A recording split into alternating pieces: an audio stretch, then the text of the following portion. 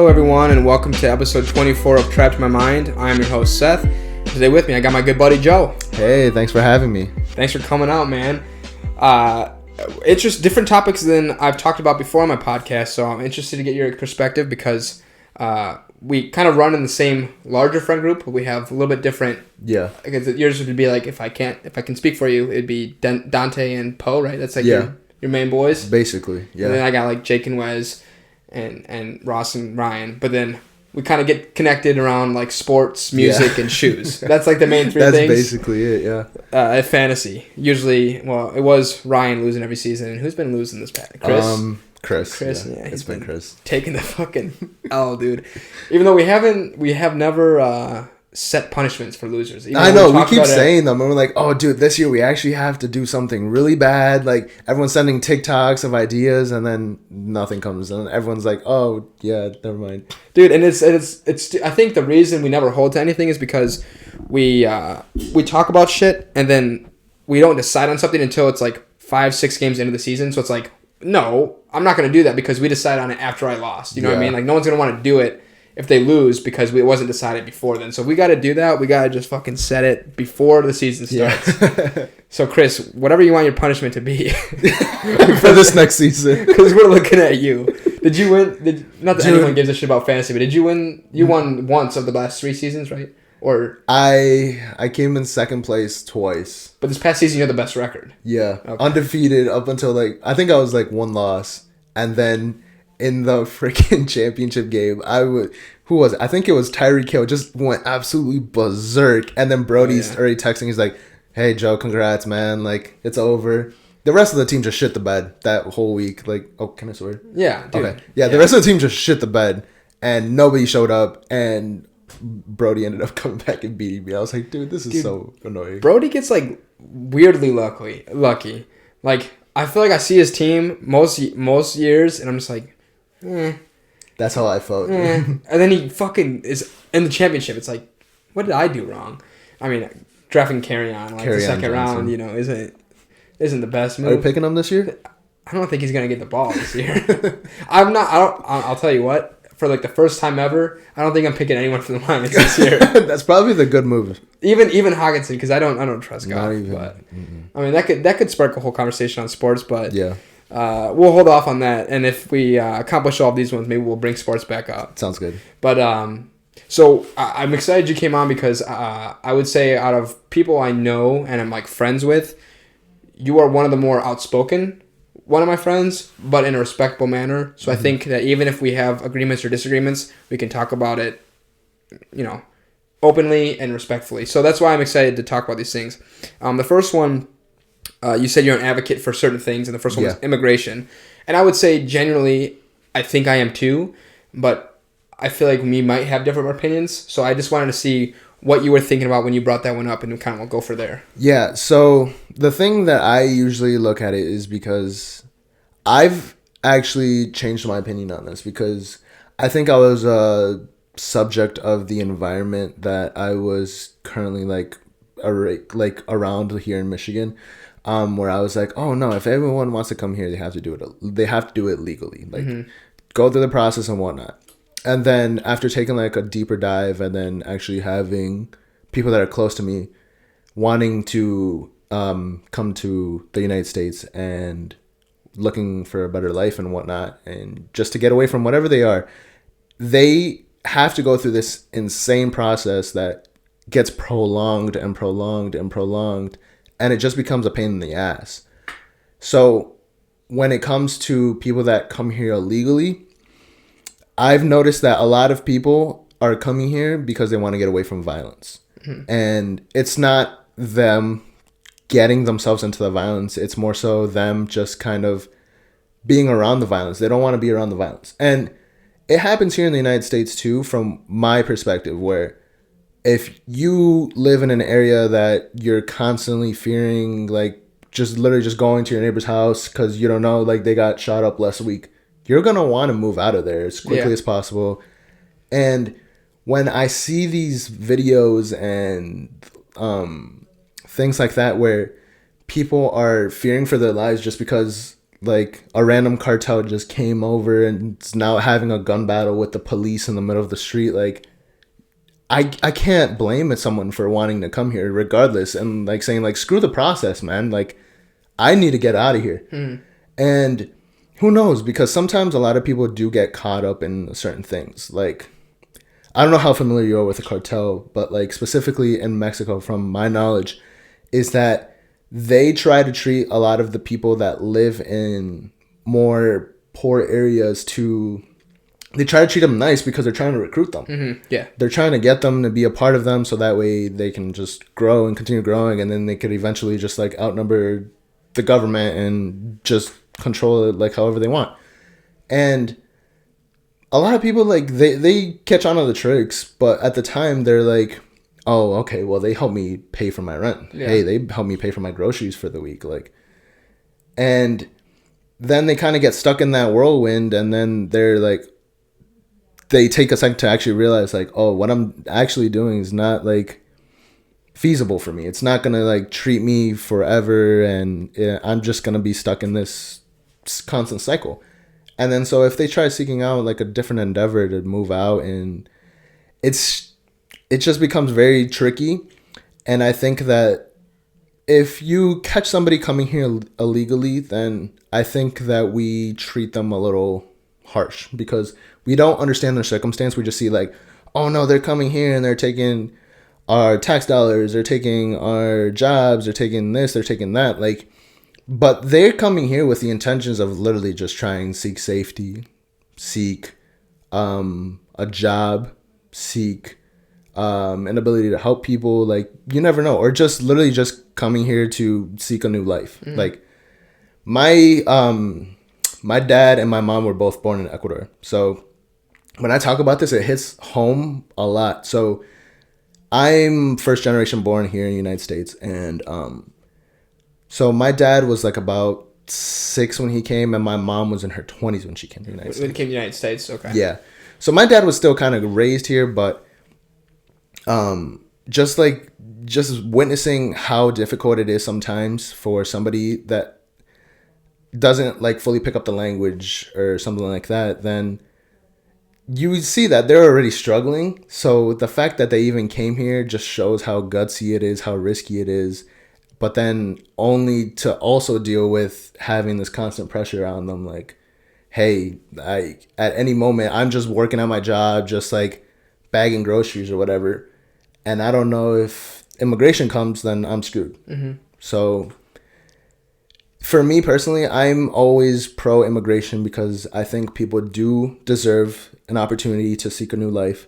And I feel as though the process needs to be revised in some manner or some capacity, so that way it makes it easier for people to come here. Because who knows, like not everybody wants to like become a millionaire, literally take everyone's jobs or whatnot. Like this, I can't even think of the word, but this idea that a lot of people have, they're really just trying to seek a new life. They're trying to seek something better for their lives, and I can't really blame anybody in that aspect. You know what I mean? Yeah. Oh, I mean, I would agree. I think I would agree with your point.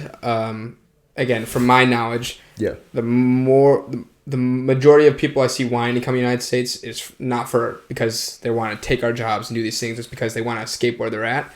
And so I agree. I think there needs to be a better process for getting them here. I still don't know where I lay on like coming illegally. But again, I guess if the process is set up in a way to make you fail to get here, then I can see why someone would do it illegally. But I will say, to your point of, you said your dad came here and your mom came here and like trying to get acclimated, learning the language. That's one thing that really gave me perspective. Was I used to associate like how well somebody could speak English with intelligence, which is really fucked up because so really what it took was. Carly Inez, one of my best friends, came from Mexico, and I never thought she was stupid, but I would tease her about like her speech sometimes, and luckily it never hindered our friendship, or so I don't think. But what humbled me was when I tried learning Spanish. For one, I realized how fucking hard it is. I'm terrible at it still. I did several years. Yeah. For two, learned that she's a better person than me because she never really teased me about it. In fact, she tried helping me, and I could have tried helping her with English, and I didn't. I just teased her. And for three, she's one of the smartest fucking people I know because not only does she know Spanish and English, and she also knows French. So it's like I learned to not associate how well somebody speaks English or how well they pronounce it, because oftentimes they speak English better than most native English speakers. They have the structure down better. They just don't pronunciate it as well. Yeah. So I used to associate that with intelligence, which is really fucked up. But that was just a short aside. I guess a question for you, because this might sound very naive, but is immigration, does that mean coming here illegally, or does that just mean coming here from out of country? Do you know? For me, when I talk about it, the way I brought it up for you so we can discuss it, I brought it up because with the intentions of speaking towards people who come here illegally. Okay. Like I said, I do believe that we do mistreat the people that do come here illegally, and I think that even today, like, I know that it's not as publicized now as it was previously, but it's still not like we treat them like prisoners when we don't understand the circumstance that they're coming from. You know what I mean? Yeah. And I get it. It's what they did was illegal, but you have to put yourself in their shoes. Like, maybe it's just me being too emotional about it, but I think that you're just getting. I'm trying to like piece it together just in my brain, but you just have to understand the situations. Like, if they would have stayed there another week, who knows? They could have been caught in the crossfire in the middle of the street, and they wouldn't even be around to like see the light of day. So yeah, I mean, from what I hear about the cartel, specifically in Mexico, is like insane. Yeah. So I don't blame anybody for wanting to leave a situation that is, dangerous or, poverty stricken, to try to seek a better life or just a new life in general, a new chance. I will say, and again, I don't know specific. I'm not well educated on immigration in general. Yeah. So, part of that's on me. Most of that's on me. I will say, from what I've read on like how we treat immigrants when we catch them, like let's say they're trying to cross, the shit I see there, I think is completely fucked up. So I don't have anything to rebuttal that, because I agree with you. That's fucked up. Like the way we treat people when they're coming into the country illegally, I just don't get it. Yeah. And I don't like the idea of like if somebody's here, stripping them from their family to send them back. I don't like that either. Me neither. Even though I know they came illegally, I don't like that. The one thing that gets me worried about, like, if we just made this country like, hey, everyone's welcome, it's easy to come, we will accept you, is overpopulation. Again, maybe I'm naive and I don't know how much space we actually have, but like overpopulation, loss of jobs. And I know they're not trying to take jobs, but like, yeah. I don't know. And I almost feel like wrong for saying that, because jobs should go to whoever's most qualified or whoever's hardest working. Mm-hmm. But it's almost kind of like, well, we have something set here. I don't want you to take it, which is a little bit controlling, I think. Yeah. So I don't know where my perspective is. That's why I really just wanted to hear yours. Yeah, no, I can see where you're coming from, definitely. And it does make sense. It does make sense. Like I said, what they're doing is illegal. And I'm not an advocate for just opening up borders and just letting everybody come in and out whenever they want. But I'm more so an advocate for just restructuring the process and just making the process a lot more attainable for somebody that is trying to get out of danger, is trying to better their life, is trying to find an opportunity here that might be better paying so that way they can feed their kid. Mm-hmm. And I think that if you literally can just go through and fix that process up, I wouldn't have an issue at all. And as long as we also stop treating the people who do come here legally, stripping them from their families and treating that as if it's like animals, like wild gorillas or something like that. Like, that's not the case. They're just people, and then you're screaming at them in a language that they don't even know as well. And I can't even imagine the anxiety, the fear that they have when and if they get caught. And once you start seeing videos of it happen, because I saw literally yesterday, actually, a video of these 3 kids literally looking probably about 15. One was 15. The other one was probably like 10. The other one had to be about 13 at most. And they were literally just running through the streets trying to get away from immigration, and just watching them get tackled and then like handcuffed and taken away. It's heartbreaking. Yeah. Because when I see that, I am speaking from a standpoint where I am privileged enough to be here and be comfortable and not have to worry about if somebody starts questioning me, that they might pick up that, hey, wait, something's not right here. We should probably take a deeper background check on him. But it definitely hits a lot harder once you start seeing videos, and then you start seeing videos of why people are trying to leave, and it's scary. We're talking to those people. Yeah. I think one of the reasons why people get so fed up with immigration is because they don't speak the language very well, right? So it's like, well, I can't understand you. When people can't understand something, they get mad. And I think that's just human nature, which is shitty. So I don't know how to fix it, but like, I just feel like maybe we need to start, like you said, taking a pause before we just do anything rash, even if that's how the code says to do it, right? If the law says no, send them back, despite if they have family here, whatever. Take into consideration the situation and not get so hostile just because you don't understand them. I would agree with you there. And again, knowing that neither of us are experts, how would you say this policy could be fixed then, in your opinion? To be honest, I like you said, we're not experts. Yeah. So I understand that my answer is not going to provide everything and is going to be the vast change. But I think just having the ability to speak on it itself is a very big step. But also, I think that something that we should definitely do is actually have a working system that works through the clock, through the hours.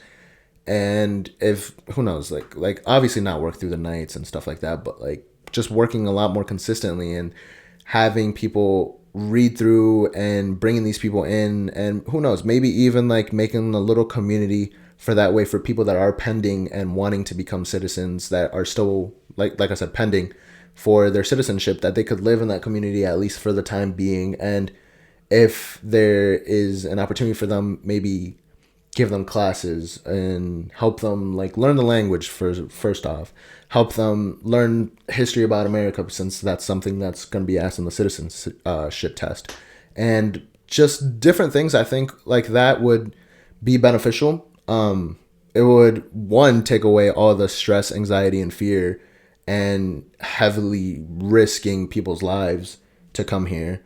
And also, I think that it would give the people a sense of safety that they haven't felt. It would give them an opportunity. And then, who knows, maybe that community starts growing and growing and growing. Like that, if you think about it, that's something that was happening over in New York. I can't remember what it was called, but I want to say it was called Ellis Island. Yeah. Okay. You mean back when like the Europeans came? Yes. Yeah. Yeah, and that was kind of treated so something similar like that, where it was just open. Like people were able to come here, get their citizenship test, and then boom, you're a citizen. And although some people did do it illegally, but I think you can fix the system up a lot and kind of take that idea, run with it a little bit, but clean it up a little bit more.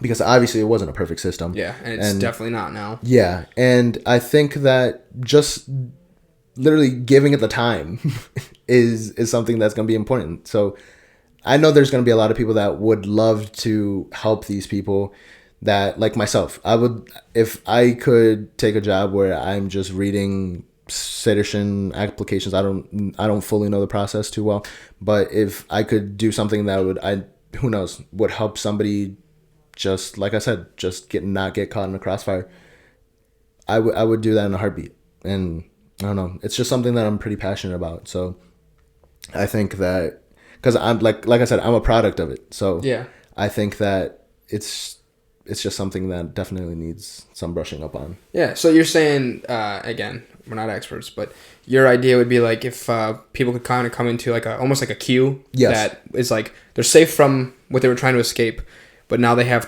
time to kind of get acclimated and study before they apply for citizenship. Yeah, and maybe while they're even there, they're still paying their taxes. They're paying tax dollars, and you can actually keep like a better hold on who's there, who's not, and keep like a surveillance. But like, and they kind of have that now, but it's not where people are actually interacting with others. They're not participating in a community. They're really just prisoners, really. Yeah.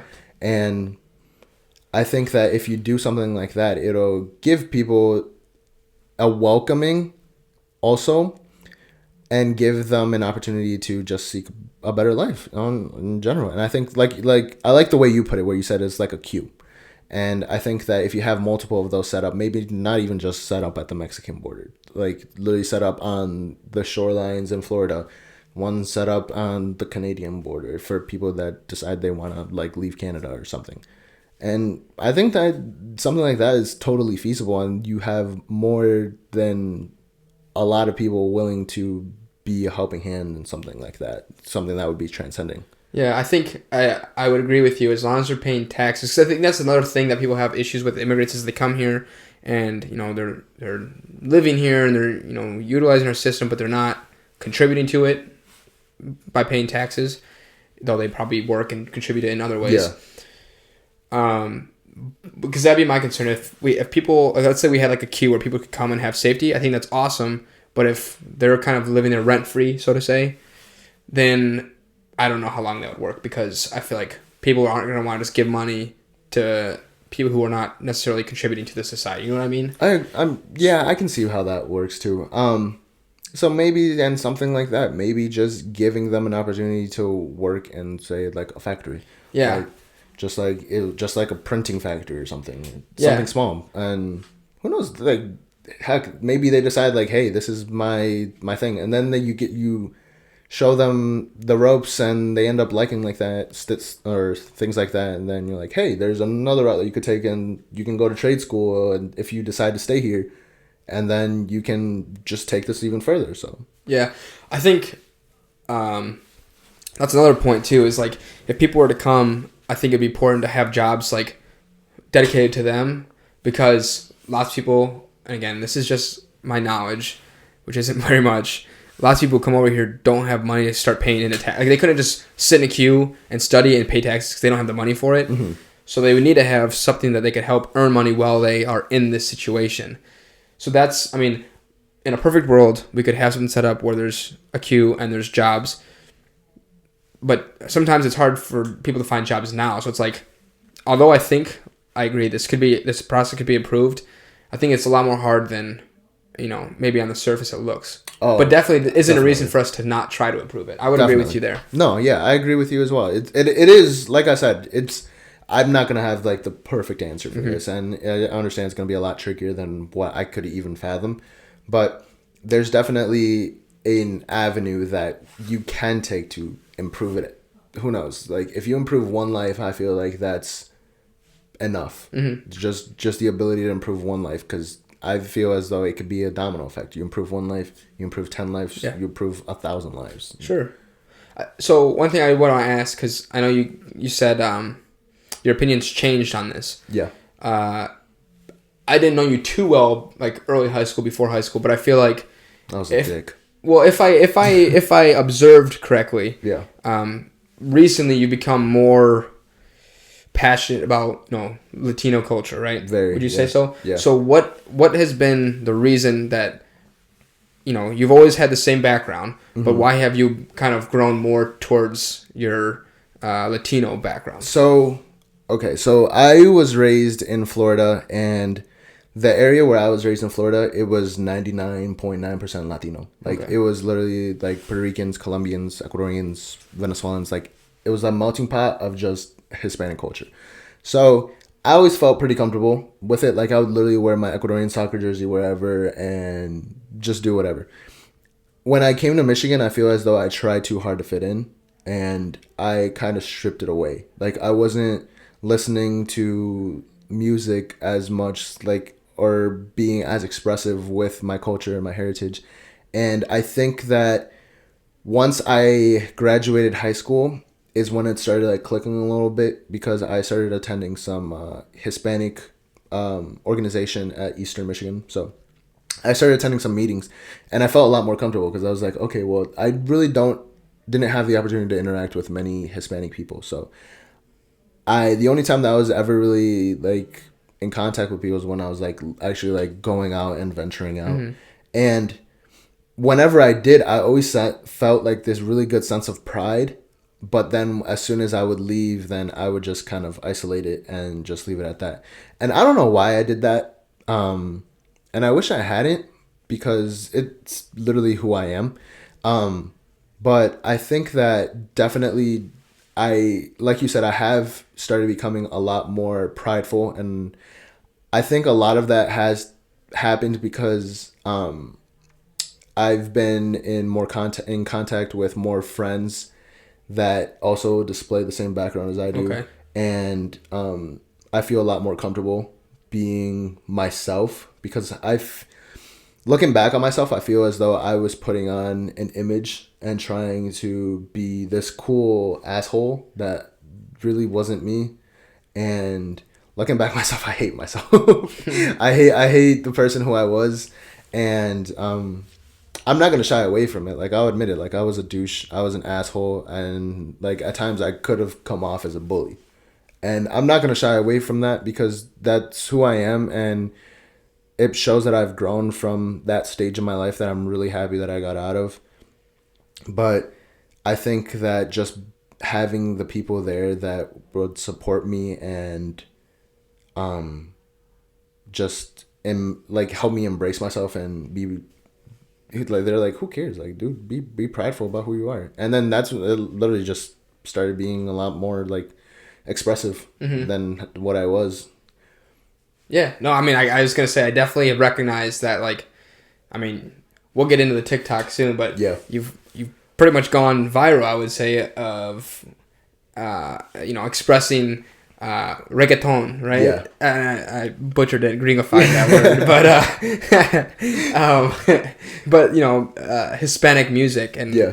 And not just music, but culture too. And then you have a podcast, which is around, Hispanic culture, if you want to plug the name. Yeah, Sabor de Cultura, or if you want in English, it's called Saber de Cultura, or I guess.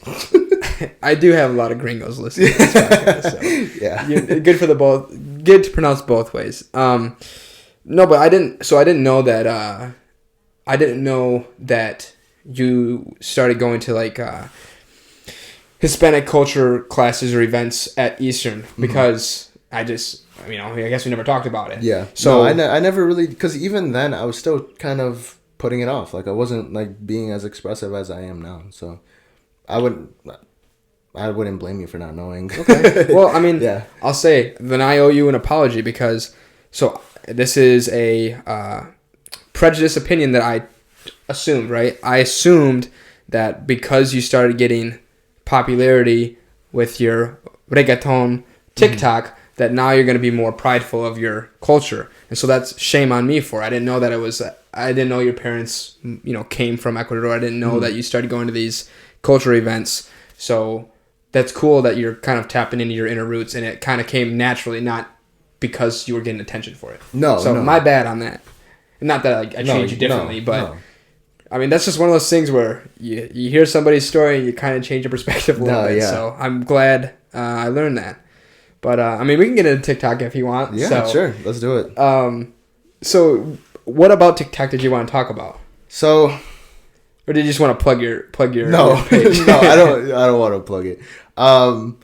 Basically, like, so I went into TikTok going as an avenue for me to have a social platform where people that I know didn't know. Like, so I went in there with the full intentions that the only people that knew that I made a TikTok were my girlfriend and my brother, and that was it. I didn't want anybody else to know, because I just wanted to be myself, wanted to like be expressive. Because if I wouldn't have done that, I don't think I would have ever posted any sort of videos or anything like that I do now on Instagram, on YouTube, or on wherever else that I do social media. I never would have been as expressive with like whatever the heck I was going on with. And so once TikTok came, I just felt like I could be myself and I could be expressive. I could let out myself trying to be comical, or relatable or whatever. And it gave me like this really cool avenue. So once I started posting videos on TikTok, I started feeling like really comfortable like in myself. And I was like, oh, okay, cool. So I guess people do find me funny. People think that some stuff I say is humorous. People think that I'm like pretty cool or whatever. And Good music like, taste. yeah. So then I was always posting stuff that was really relatable to Hispanic culture because, like I said, like I wasn't gonna post that on my Instagram because the amount of people that follow me that were Hispanic was probably like 2% after that, and most of them were just like my family. So once I got on TikTok, I started posting these like so the decade was coming to a close and it was like the end of 2019, and I posted a video where it was literally me being cringy and dancing to like some of the most popular songs of the 2010 decade, and I left it up and I was like, okay, cool. Like it was just like me expressing myself and just like enjoying music that I grew up listening to. And then I'm at work the next day and I was like looking at TikTok and I'm like, oh, the video didn't perform as well as I thought it would, but whatever. And I get called to go in a meeting. So I'm like, oh, okay, cool. I'll go in the meeting and then I come back out, and then while I was in the meeting, my phone was going off like crazy. I'm like, dude, what the hell's going on? Like, who's texting me? Like, I really hope it's not a group chat going off for some stupid shit or something like that. And I get out of the meeting. I'm like, dude, what the heck? I gotta like get this out of control or under control. And I look at my phone and it's just all notifications from TikTok. And I'm like, what the hell just happened? So I open up the app. And my video went from like 100 views to like 10,000 views in the span of the 1 hour meeting that I was in. Jeez. And I'm like, dude, what the hell just happened? So immediately I'm like, wait, hold on. Like, am I going like viral? Like, this was my first like ever sense of anything like that. And I was like, dude, this is crazy. Like, what am I to do? What do I do? And then I started gaining followers, and then I passed the amount of followers that I had on Twitter, on Instagram, and everything else all combined within a matter like of 12 hours, because then by that night I passed everything. I'm like, dude, what is currently going on? Like, I had no idea. So then I was like, okay, I guess people like the video, so I guess I'll do, because I did 2010 and I was like, okay, I guess I'll do 2011. So I did 2011 did it even better than 2010, and I was like, okay, I guess people really like this videos, or I'll do every single one. And then I started making them, and then I had people like, oh my god, this is so funny, this is so cool. Like people were telling me like, hey, like I grew up listening to this. I'm like, dude, so did I. Like, and I was started finding people that I was like relating with, and for the first time in a long time, I felt like I could be expressive with who I am, and I just took it and ran with it. So then I started posting like relatable content of like what it was like growing up in a Hispanic household, what it's like growing up or listening to your grandparents, like. Because I'm going to be honest, Hispanic grandparents and parents, they're very gossipy. Okay. And so everybody knows that. So I would make jokes and stuff like that. And I was like, okay, cool. So I guess people find me like humorous, relatable, and I just ran with it. And I'm really, really grateful for TikTok because I've made some like really, really good friends through the app, and that I talk to like every single day too now.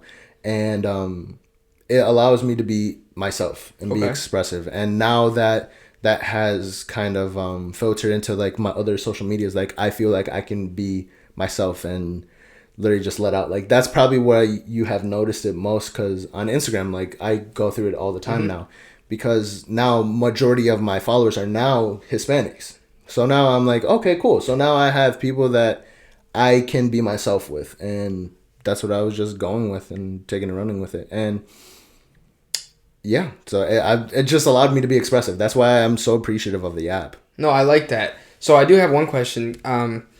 You said when you first started it, you wanted it to be an app that nobody you currently knew kind of knew about. Yeah. And you were proud of, and you were glad you did it that way. Why didn't you want people that you already knew, say from Michigan probably, to know about it? Because I would have limited myself. I would have... before I started, I cared way too much about what other people thought. And I think the TikTok as a whole has allowed me to not really give a crap anymore. Yeah. So I was too caught up in, if I have all my friends following me, they might think that what I'm doing is cringe or what I'm doing is stupid and pointless and has no like real meaning. And I think I saw that when I started posting on YouTube, because I started posting on YouTube before TikTok was even really a thing. Okay. And so I was making YouTube videos, but I always felt like people were going into my videos and literally just like disliking it just because they didn't like me. And I was like, okay, whatever. Because I wasn't posting it on anywhere other than the platforms where people knew me from. So people would just go into my videos and like leave like a crappy comment or like leave like a dislike. And I'm like, okay. And then that's when I kind of started getting in my head. And I was like, okay, well, if they don't like it, maybe it's me. Maybe I should change things that I'm doing differently. But now that I went into TikTok and literally just went with the same approach, but just not having people that I had opinions. Mm-hmm. I was able to just do it and did everything the exact same way. But this time it actually just grew, because the way the platform's set up is you're always going to be in front of at least one person's eye. Yeah. And if that catches a spark, then you have a flame and everything just goes crazy. So I think that TikTok definitely set that up really nicely for me. And I'm like forever going to be grateful for TikTok. Dude, I mean, I spend too much time on TikTok, so I love TikTok as well. I don't make any videos because they are cringe. Yeah. No matter who I have as my followers. No, I feel that. I know you said you're kind of worried about what people thought about you on the platform, but I know you had, I shouldn't say I know, but I assume you had some supportive friends and like Dante and Poe and all of them. Did you ever feel like you couldn't express yourself in person, or like what was the difference between in person and social media? Like, I guess I'm trying to see the. Yeah, I think it was just like, so it's kind of tricky. Mm-hmm. So it's not that I felt like I was living like a double life or anything, but I just felt like I always knew I could be myself whenever I was around Davian and Dante. Like if you ask them, like I've had parties and all that, and they know, like whenever I'm on Aux, I'm playing like 50-50. 50% of the music that I'm playing is going to be in English and 50% is going to be shit that only I'm going to enjoy, and I don't care. Like it's all going to be in Spanish. I don't care. I'm going to have my good time. Mm-hmm. So they already knew, and I felt like really comfortable with them. And so when I started going into it, I didn't even tell them, so they didn't even know that I was posting TikToks until like I had already blown up a little bit, and I was like, oh, by the way, like I've been doing pretty well on TikTok, surprisingly. And then we just like got into that whole discussion. But yeah, I always felt really comfortable with the people that I was closest with. So like always comfortable with my home family, obviously my girlfriend, like. She's also like one of the major reasons why I'm much more expressive now than what I was prior, because she helped me become comfortable, because she's Greek and she's very expressive about her Greek culture. And it just helped me. I was like, okay, well, if she's as comfortable, like literally just being herself, speaking Greek out in public, representing her flag, wherever, I can do that too. So she helped me out a lot, made me definitely feel a lot more comfortable than I think I've ever given her credit for. So if she's listening to this, she knows now that she's a big part of that reason as well. Yeah, I mean, that's cool, dude. It's so weird for me because, like, hearing people, like, and I know you weren't ever shameful of where you came from, but, like, you kind of suppressed it. That's just so strange to me, because I'm always, like, when people say, oh, I'm, like, Italian roots, or I have Hispanic roots, or I have Greek roots, I'm like, oh, that's cool. What are you, like, somebody asked me what's my roots, it's like, I just have I'm a European mutt. I have German and Finnish, like, I can't say I have, like, any cool roots. It's like, I'm not, like, I'm proud to be an American, right, whatever, but I do wish I had, like, I wish I was Argentine. I wish I had, like, more of a tie to, like, England or Finland, or like something I could say is like, yeah, that's, like, my ancestors. And, like, I could actually feel like I actually mean it, because I could say that's my background, but I'm fucking American through and through. Hey, if you want an in with the Hispanic community, I'll put a good word in for you. I would like to think I mean, I've tried learning the language. I've gone to quinceañeras. No, I know you. You're one of those white people that are spicy. You know what I mean? Like you got a little bit of tang Tamale. to you. Yeah. Like you got a little bit of tang to you. Okay, I mean, I appreciate it, but I'm serious though. Like it's so odd to me that like, and it sounds like it's more common than just a few cases where people will kind of suppress, especially coming to Michigan. I think it's because Michigan's just Midwestern, right? There's it's bland. I hate to say that, but it is kind of bland. It's okay. See, I enjoy Michigan, but I do recognize that like there's not much cultural difference here. It's just Michigan, right? So it's weird that like people want to suppress where they're from because I wish I had somewhere I could be like, yeah, I'm Brazilian. Like I just anything, just because I don't have anything that's like. I feel like that makes you unique, even though it's a very big culture and there's a lot of people who come from that culture. In Michigan, it makes you unique. So it's like I wish I had something that made me unique because I don't. I'm just from Michigan. I'm American. That's me. And I get that. I think that I was just too worried. Like I said, always in my head, too worried about what other people thought. So that's why I was more suppressing towards that. Like I was just trying to fit in and just make a group of friends so that way I could just go on about my life and be comfortable. Like I was just wanted to become complacent. Like I didn't want to become that outcast or that outlier that's like, oh look, there goes the brown boy that's always like just expressive and loud for no reason. Like I didn't want to become loud. Yeah, well, I didn't want to be that person though. Like I didn't want to like stand out too much. Like I just wanted to fit in and be just like everybody else. And I'm glad that I got out of that mold though, because I was falling into like this path of just weirdness. Bro, that is crazy to me. And well, so one thing, you did it well because I didn't even know you spoke Spanish in high school. I had no idea. Yeah. I didn't know what I mean, skin color. I figured you had some ethnic background, from Central or South America, but I wasn't positive, and I didn't think you spoke Spanish. I was like, he's American, and so I mean, you hit it well. But it's crazy to me because you said you wanted kind of not have too much attention on you, whatever, and my whole life I've always wanted attention. I don't care if people were talking shit about me. I didn't care if people were putting me on a pedestal. I wanted that attention, so like give me it. So it's just, and I think that's also maybe a problem. Like nobody should crave attention. They should just be fine existing.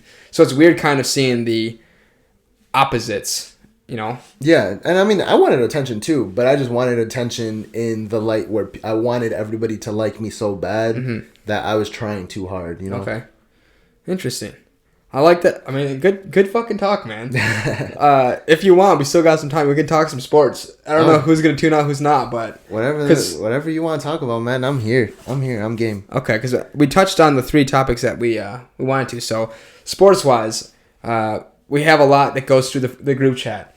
But we don't always respond here and there. But curious, what do you think this draft's going to look like? And do you think... the Lions are screwed, or even a Lions fan? I don't even know anymore. I'm still a Lions fan. I'll always be a Lions fan, but I'm more of a Dolphins fan now, just because like Florida roots first off, but also they have my boy Tua, so that's where we disagree. I love Tua. I'm telling you, Tua's gonna become a Hall of Famer. But wow, hot take. They just gotta draft him some weapons, but I think that the draft's gonna, for the Lions' sake. It's like up in the air. Like I feel like they could go so many different routes, because they have holes everywhere on the roster. And literally every position has a hole except maybe like tight end, and that's it. That's it. It's like where else? I mean, maybe defensive end. I don't think Flowers is very good. I don't even think he's gonna be here long term either. I hope not. We're paying him up the ass. Yeah, I like Okwara, yeah. I like him. Yeah. But I don't think I think he'd be a really good like second defensive end, but as like a starting defensive end, I don't know. He didn't have much help though last year either, so it's like maybe he was put in a system to fail. Like everybody on that defense was put in to fail. Well, thanks Matt Patricia. I mean, fucking dickhead. We had him 3 years too long. We shouldn't Screw him, man. I can't stand that guy. And then I saw that he went back to New England. I'm like, okay, go back to daddy. Like, I'm done with him.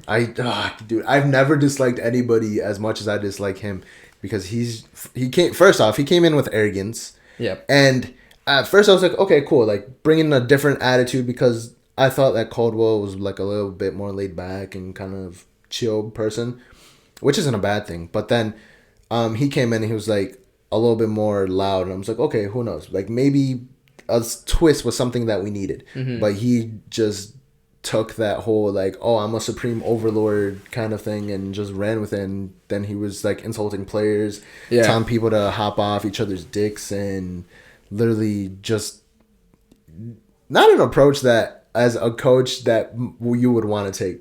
Like, I've had coaches like that, and dude, if out of anything, it just makes you not want to perform for them. Like, I'm like, dude, you're an ass. Like, why would I want to play well for you if it's just you're just gonna take the credit, and then I don't want to see you happy. Yeah. Like, you piss me off, I want to piss you off. Yeah. Like, I think the only reason we even were in any games because people didn't want to quit on their teammates, and that's just what I would assume. But yeah, dude, that guy fucking sucked. And once he got fired, a lot more shit came out, and I started reading like articles on like how the locker room pretty much hated him for the most part. Yeah.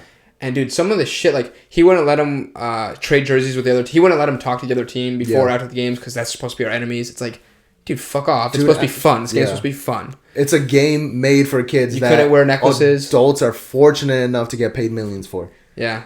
Like, that's all it is to it. Like, wait, Jameis Winston. Jameis Winston said that, didn't he? In our group chat, you said that's that. True. He did say that. He did say that. Like, dude, that's deja vu. Someone said that. He did say that. But no, it's valid though. Like, it really is. Like, if you and I wanted to go outside, we could play catch right now. Yeah. And it's like he just came in with like this like attitude, like this arrogance, and he was just a dickhead. He made it a job, not like a hobby or a passion. Yeah. And I mean, you can tell, dude. Like, the only person who, and this is my opinion, the only person who I saw passion from was fucking Matt Stafford. Yeah, and that's just because, and he wasn't even playing for the coach, though. No. He was playing for the community and everything else, like for his own legacy, for the organization. He wasn't playing for his coach. I mean, it's a dog, Davion, talking to you, dude. But, I mean, that's why I loved Stafford's send-off video. Had every coach except Patricia. I saw that, and I was like, dude. I'm so happy he did that. Like, granted, I feel like they definitely... The team and him definitely both needed to go different routes because if not, his career would have rotted away going 4-12, and he would never have had the opportunity to try to set a real legacy. Like, who knows? Like, John Elway, if you think about it, John Elway was thought of like right now what Matt Stafford is thought of until he reached that last few years of his career where he won those Super Bowls. Yeah. So who knows? Like, I don't want to say that Stafford's John Elway and is going to go out and win 3 straight Super Bowls and then retire, but I think that he's definitely put in a much better place for him as a person, as a player, to succeed. Yeah, I was completely happy with that trade because there's very few people I think in Michigan that like Stafford more than I do or like Stafford more than I do. I love that guy. But he was too loyal to us to a fault. Like, he needed to just go. Yeah. For himself, and honestly, I think the return we got for him was good. A lot better than I expected. A lot better than what I expected. I didn't want Goff, and I don't want his contract, but the 2 firsts, I mean, okay. I feel like Goff's just like a placeholder anyways. Like, I thought we were going to turn him for a trade, and we didn't. But I don't even know who would want him at this point.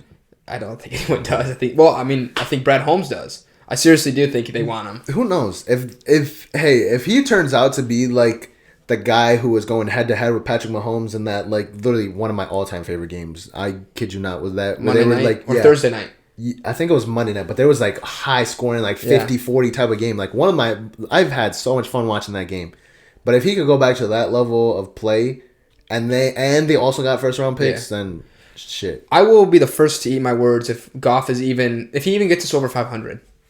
And, like, plays somewhat well and wasn't carried by his team, which I don't think he will be in the Lions. I don't know. So if he does, like, at least remotely well, I'll eat my words, and it's published now. So yeah, but I don't think he will. But another question I did want to ask, not sports related. Yeah. So I know you say you're kind of 50-50 mix between, like, Latino music and English music. Yeah. Which I hate saying English music because it's not like we're listening to fucking Shakespeare. Yeah. But could you pick a favorite of, like, either artist or genre or, I think you know what artist is my favorite. I think like 99% people know that I'm going to say Bad Bunny. That's like my favorite artist. But all-time favorite artist is definitely J. Cole. as everyone else should also know. Because I was gonna say J. Cole. Is what I would have thought. Well, J. Cole is like lately. I haven't heard of anything about J. Cole, so I hate to say this, J. Cole, but like, bro, you got to release something, man. KOD was the last thing, right? Which was 2019. Well, I mean, 18? There was Revenge of the Dreamers 3 too. And that was awesome. Oh, phenomenal. I loved it, but it wasn't as much Cole as what I wanted because obviously I'm biased. Like, I loved Kaz and Baz and everybody else who was on there. Ari Lennox, like, they were all phenomenal. But I definitely wanted more J. Cole, less everybody else, just because I was selfish. But I think a lot of people would like more J. Cole. He's for me, he's my personal GOAT when it comes to hip hop.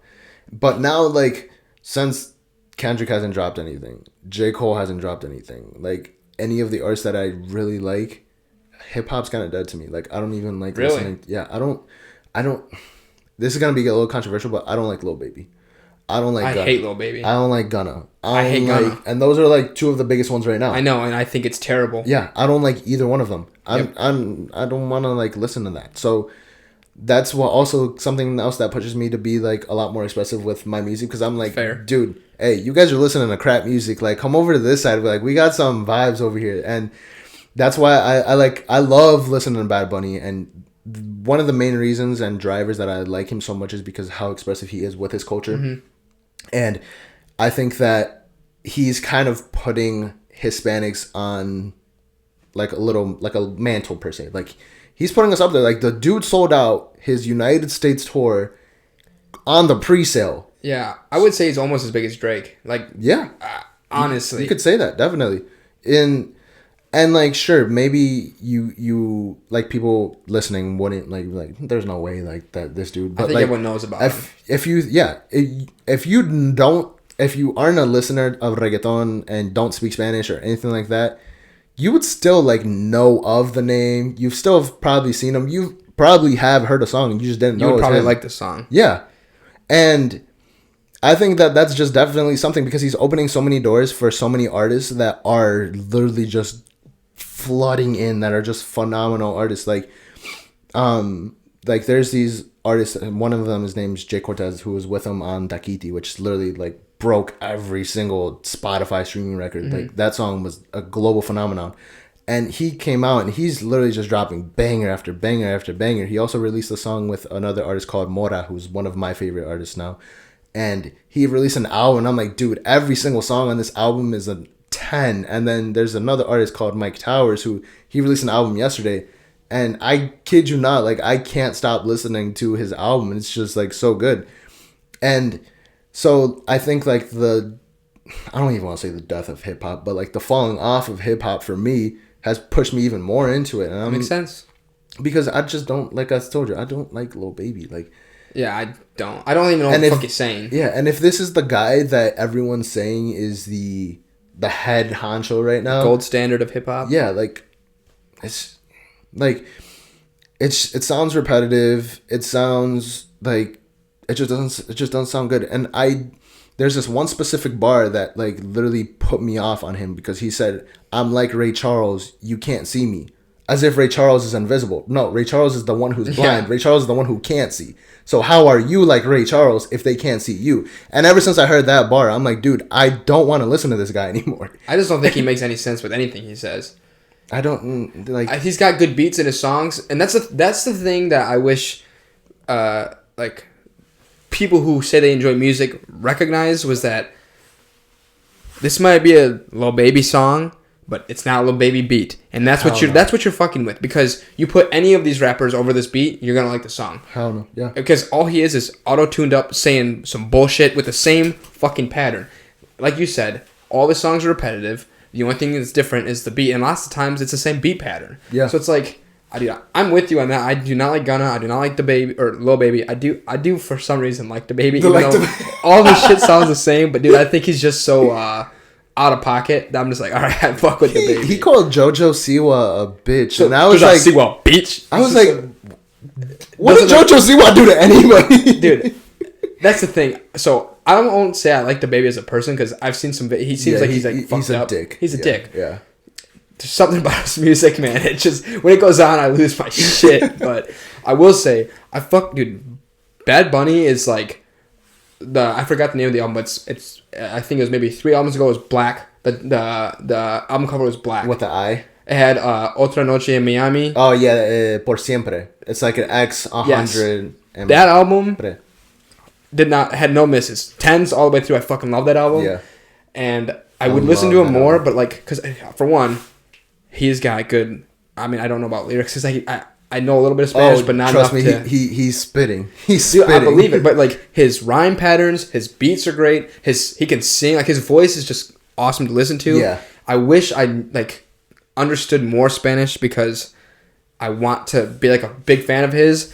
But I can only listen to music that I don't know what people are saying for so long. Like I can do it for like here and there. I gotta bring you to my side of TikTok because I'm friends with a lot of people who do like lyric translations, and they'll literally go with like step by step, like, okay, this is what this verse meant, this is what this verse meant, and then so like you can kind of pick up a little bit more. So like they're literally translating everything word for word. Like most of their following are like Americans and that just have an interest in Hispanic culture, and so just by listening to this and understanding it, like I guess will help you kind of get a better grasp of it. And so I think that definitely will benefit a lot more to if you were interested in listening. His music's so good. Yeah, like that's the thing. Like it's like it's so high quality that not even just like the lyrics, but like just how well produced everything is. That's my point. It's just unbelievable, and kudos to all the producers out there that are like making these, because like reggaeton has taken such a big leap from what it was. Because I don't know how familiar you're with it, but reggaeton started off in Puerto Rico, and it was literally just Puerto Ricans listened to it until Gasolina came out, and that's where Gasolina literally. Gasolina. Yeah, I talked about this on my podcast, but like Gasolina came out, and then was most of Latin America's first exposure to reggaeton, and like that was my first exposure. Like I never listened to reggaeton. Like I grew up listening to salsa, bachata, cumbia, which are like all completely different genres. And when this song came out, I was like, "Ooh, I really like this." And this song rips. Yeah, and then that's when I started getting into reggaeton a lot more. Like I started listening to Daddy Yankee. Daddy Yankee was like one of the biggest, like, yeah, he's an icon, a legend in the Hispanic community, and he was the reason why I actually started getting into reggaeton when I was like really young. So I was like, I don't even remember how young I was. I want to say I was like 6 or 7 when Gasolina came out, and that song just went crazy for me. I literally started just listening to all his music, because where I lived in Orlando at the time, like now it's more diverse for Hispanics, but it was literally the majority Puerto Ricans. So whenever it was on the radio, it was going to be more like reggaeton stuff and stuff that was made in Puerto Rico. So I started getting a lot more exposure to it, and I was just loving it. And then like I would talk about it at school with all my friends and all this, and I would literally try talking them into it, and I just took it and ran with it. But now there's like literally artists from every single country that do this genre of music that was originally just straight out of Puerto Rico. So like you have Colombians, like huge artists like J Balvin, one of the biggest. Yeah. Maluma, another huge artist. You have artists from literally all of South America, like Paloma Mami, Paolo Londra, like people from Central America, and everyone's starting to like embrace it a lot more now, just because of how well produced the music is and how more like you just have more exposure to it with the streaming services, obviously, compared to like how radio was. Well, and I think those guys are all, well, not just guys, but those musicians that come from South America or Central America are all very smart, because so first off, you have to make good music. They do. And now they're starting to bring in these American icons. All it takes is just being featured on one song, or having like Justin Bieber on one song, you know, or Drake. Like, yeah, circle up with them, and then now you get the gringos. Like now you get everybody else that gives a shit, because they sound very good. That's how Despacito took off. Like, dude, granted, I don't like the song. Like I love it. I loved it before Justin Bieber hopped on it, because I can I go off on a quick little tangent? Yeah, go ahead. Okay, go for it. So Justin Bieber hopped on the song, and at first I was like, cool. I was like, oh, cool. He's putting on for the Hispanics. He's helping out the community. We're getting more exposure. Like this song's taking off on YouTube. It's gonna become the #1 most viewed video. But then I disliked it when I started seeing him try to perform the song, and he was kind of making a mockery out of it. Like, I don't know if you're familiar with the video, but he was literally at a club, and they asked him, he was performing, and they asked him to perform Despacito because it was #1 song at the time. Yeah. And then he just goes on and he's like, taco, taco, taco, burrito, la la la la la la la la ba ba ba ba, and shit like that. And they're just like making a mockery out of it. Like, and like, sure, people in the club might have thought it was funny, but I know a lot of Hispanics didn't like find any humor in that. Or like, dude, like, you're you're profiting off of this as your biggest song. Like, yeah. That for Justin Bieber, that's saying a lot. Yeah. Because Justin Bieber's a massive, massive artist. But to say that a song that's not even like your language is your #1 most listened to song is surreal. But then the fact that you go and kind of make a mockery out of it and not even take the time to learn the lyrics, because dude, you're singing the chorus. Yeah. You're singing the chorus, the easiest part of the song to learn. Yeah, I didn't know he spoke Spanish, and I learned he didn't. Yeah. He just was reading. Yeah. And it, like, for me personally, I saw that and it pissed me off, and I'm like, dude, like, why even take the time? Yeah. Like, to just be like, oh no, you could have been honest and been like, oh, I'm sorry, like, I'm still not too familiar. I would have respected that a hell of a lot more than going on and just spitting taco taco burrito over the beat. And I'm like, I just found that disrespectful, because one, tacos and burritos are more like Central American foods. These two artists that he was on a song with are Puerto Rican. They don't eat that there. And then it was like just disrespectful from my perspective. It showed lack of care. Yeah, and like I said, like, if he would have came out and said, hey, sorry, like, I don't know the lyrics that well because it's not my native tongue, fine, whatever. I wouldn't have thought twice about it. Or just let that part of the song just roll through. Yeah, I wouldn't have cared. Even lip sync, dude, for all I care, lip sync it. Like, I don't care. But if you gotta come on and just like act like a fool like that, like, I found it disrespectful. But. Yeah, I know a lot of people in the Latino community who didn't really like that song, but what it did was it did shed light on. Was it Louis Fonsi and Daddy Yankee? Was it Daddy Yankee? Yeah. Wow. Okay. So just a real quick question for you. What do you think of Mr. Worldwide? I understand that a lot of people, he's polarizing. But I like him. He was also another one of those guys that put on for the Hispanic community, because so at the time where what's it called? The one that goes Hotel, Motel, Hollywood or Holiday Inn. Yeah. That song, like, I liked it a lot because one, it was like in English and Spanish, and I felt cool because I could like go off on both types of verses. But then I found it really cool because I was in Ecuador at the time while that song was like #1. And then as I was in Ecuador, I was like, I heard it on the radio. And I'm like, oh shit, like, they're playing like this song over here too. And so I just liked him. I thought he was cool. I like his music. I wanted to go to his concert when he came here with Enrique Iglesias. I don't know how long ago it was. A few years ago, but I really wanted to go to that concert, but nobody wanted to go with me. That's why they were on the song "Baby I Like" or I Like It, right? That's a song, yeah. But he was on that, was he not? I don't remember. I don't know, but I would agree. I think Daddy Yankee's just like Nickelback. He's one of those things like you play a song, people Pitbull. You said Daddy Yankee. Yeah, sorry, Mr. Worldwide, Pitbull.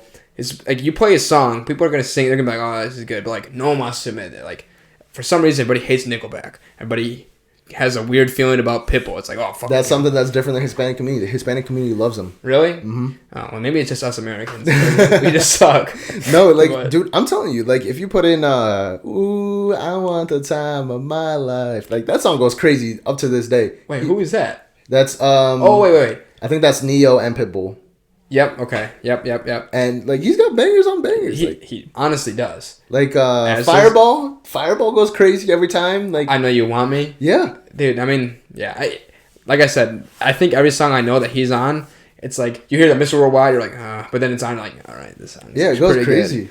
Like I said, I think it's very similar to Nickelback. But maybe I'm speaking for myself, but I think people enjoy Nickelback. No, I've noticed that a lot of people here in Michigan in particular don't really like him. Maybe it was just because I was in Florida. In Florida, like, since he's also from Florida, they were also embracing him. Yeah, he's from Miami. Wow, did definitely not know that. But yeah, the like, everybody like really just put him on a pedestal. And, oh, okay. Yeah. Yeah, Michiganders are like, it's like it's weird if you like him here, which is bullshit because I still see everybody knowing every single lyric to every single song. You put them on, everyone knows it. Yeah, it's like I don't get it. We have weird cultural like habits or whatever. Don't get me started on. I think I went off on a little rant on my Instagram story of that one song by Journey, "Don't Stop Believing." I'm not a huge fan. That's one of those Michigan things, man. Because it's a South Detroit. Yeah. Like when I first moved to Michigan, I was like, "Oh, cool, South Detroit." Like now I live in this state. I've always listened to this song, but like now I live here and I can say it now. But like after like the first year, I'm like, dude, this is getting old. Because in the first year, you probably had it played like 50 fucking times. Yeah. That's the thing. The first couple times, it's like, oh yeah, put on for the city, and then it's like, all right. I'm like, dude, shut up. Like I really have to hear this at homecoming, coming home, every sporting event, baptisms, sporting game events, house parties. Yeah, literally everything. I'm like, dude, just find a new song. I think a lot of people are kind of annoyed with that song, honestly. But again, speaking for everybody. If that's the case, can we just literally just put it to a rest? Just maybe for a year, sure. I'll give you a year, and then after that year, go ahead, go crazy again. But man, like I'd need a break from that song. I would agree with that, and I think that's a good stopping point. So, actually, definitely not stopped yet because I don't know if you know how I like to end these, but I always like to ask my guests for a mental health tip. Yeah. Something that you do to help accomplish mental health, or good mental health, or if you're having a bad mental health day, take a step back from that negative feeling. So, with that, what would be your mental health tip? So, for me personally, I don't really deal with many mental health issues, but whenever I do feel like an overstress or an over anxiety in the moment, what makes me comfortable is literally just talking it out, and specifically with my girlfriend, like I would literally tell her everything.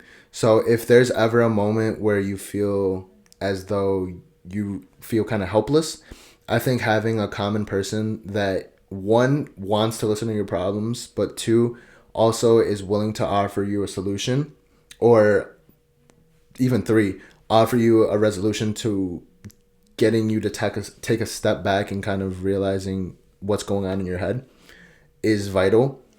And that's truly what helps me. So whenever I'm having a stressful day at work and I'm like, dude, I can't do this for another hour. If I have to go back tomorrow, I'm going to lose my freaking mind. Just having that one person that you can talk to that you trust and rely on is crucial. And it's something that helps me whenever I get stuck in like a rut, and just talking the things out and then getting those puzzle pieces put together just always helps and has never failed me. So that's definitely one of my tips for sure. All right, I like that, and I would definitely agree. It's good to have somebody you can confide in and trust. I think that's the biggest thing. Absolutely. So you said that well. So thank you for the tip.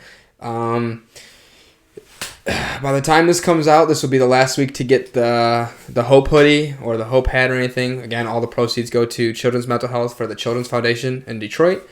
If you want to be a guest on this podcast, hit me up at TIMM Podcast. You want to plug your podcast one more time? Yeah, it's Sabor de Cultura, SABOR space DE space CULTURA. Yeah, feel free to come join and check it out and get to listen to some popular Hispanic TikTokers talk about life and the culture. You want to plug your TikTok? Sure, I don't care anymore. My TikTok is Joe.Alarcon, so JOE.ALARCON. Feel free to go check me out. I'm not sure if you're gonna truly enjoy my content, but if you do, leave a comment and I'll talk to you. I will say, if you're looking to expand your knowledge of reggaeton specifically, but just Hispanic music in general, I mean, you got them pretty much laid out by classics, bangers, popular now, just like anything that's going. So check that out. Plus, funny guy. But yeah, hit me up if you want to come on. Anyway, until next week, guys. Thank you.